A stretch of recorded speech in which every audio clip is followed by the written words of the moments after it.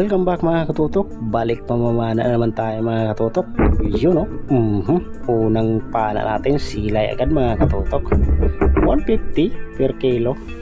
Ayos, nagsisilabasan ng mga ganitong klaseng isda dito sa amin mga katutok. Gawa ng malapit na yung habagat season.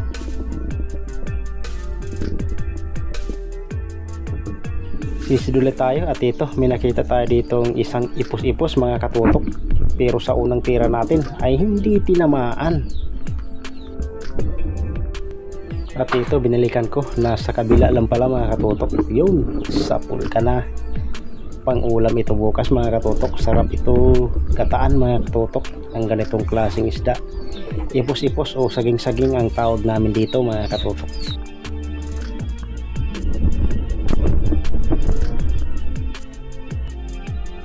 At ito mga katutok, nakakita tayo ng kulambutan. Yan, nang laki na.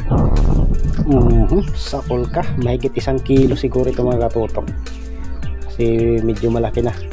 So kanina pala mga katutok, sa pag-angat ko pa ibabaw nung pagpana natin ng ipos-ipos ay nakita ko ito. Buti pagbalik natin ay hindi umalis mga katutok. Napakaamo ng kulambutan na ito.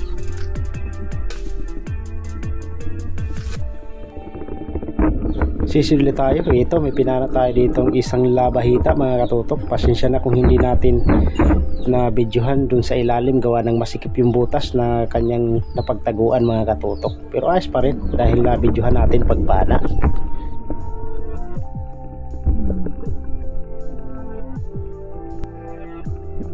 Sisili tayo mga katutok. Ito may nakita tayong isang dalagang bukid na may tama na mga katutok. Yun sapul.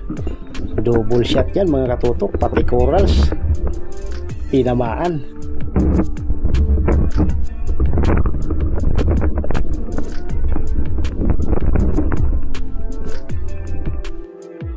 At dito may nakita tayong surahan sa labas na tutulog. Yun sapul katuloy.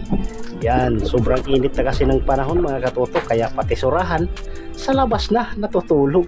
Mainit siguro yung sa loob ng bahay nila mga katutok.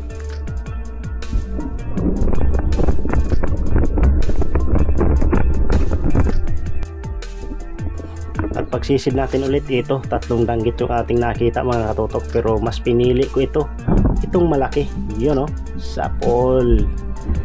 Ayos, dagdag pambenta na rin ito mga katutok. 180 to 170 per kilo yung bintahan namin nito mga katutok.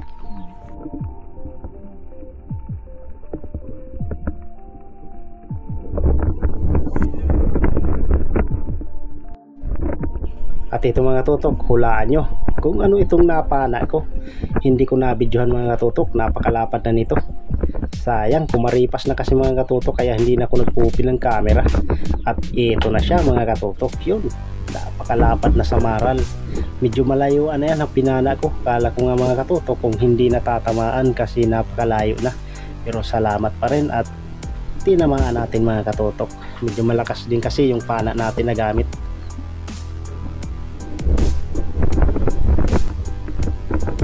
At ito, nakakita tayo ng alimasag. Hawakan natin yun, muntik pa kumakagat, pero wala kang ligtas dahil huhulihin pa rin kita. Yan, napakaraming sisi sa likod niya mga katutok. Siguro ang alimasag na ito ay napakatanda na kasi tinubuan na ng sisi sa likod mga katutok. Yan, sisi ang tawag namin dyan. So isa lang yung kanyang sipit, so baka matanda na siguro itong alimasag na ito.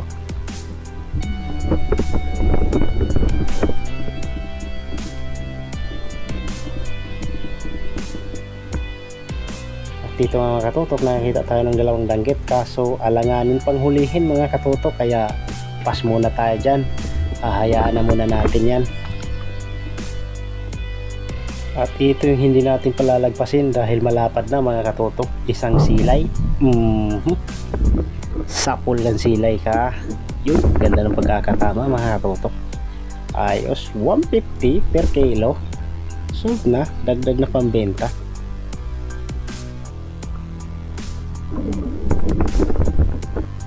Yan, pagsisid natin ulit, meron tayong nakitang 2 danggit. Yung isa maliit mga katutok, pero dito tayo sa malapad, sungkitin natin dahil malakas yung pana natin, sungkitin natin dahil nakasandal dyan sa bato. Dito natin papanain sa bandang may buhangin. Sapol. Kapag pinana kasi natin na nakadikit sa bato mga katutok ay natitiko yung ating pana. At ito may pinana ko ditong labahita, kaso daplis yun, nagpaikot-ikot na mga katutok yun. Angat muna tayo. At binalikan ko yung labahita mga katutok at ito, patay na pala siya mga katutok. At puti ay nakita natin, hindi siya nasayang. Ayos, pandagdag pambenta na rin ito mga katutok. 150.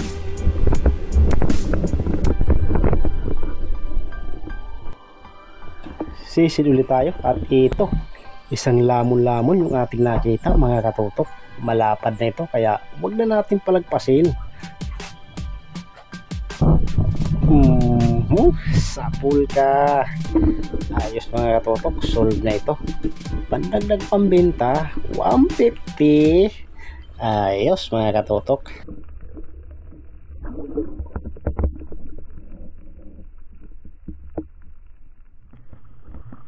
At ayan mga katutok, gumilid na kami dahil sumikat na yung buwan at maliwanag na rin, mailap na yung isda at saka malakas na rin yung agos mga katutok na tinatawag naming humbason. Ayan, so ayos pa rin yung huli natin yan mga katutok.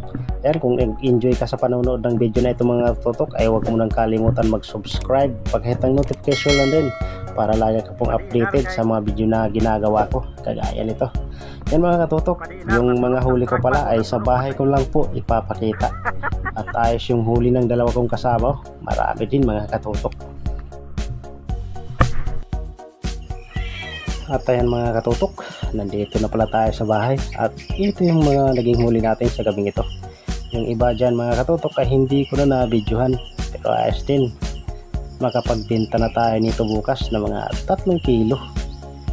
Ayos, kwartang linaw din mga katutok. Kahit paano, kahit inabutan tayo ng malakas na agos ay binigyan pa rin tayo ng magandang biyaya sa gabing ito.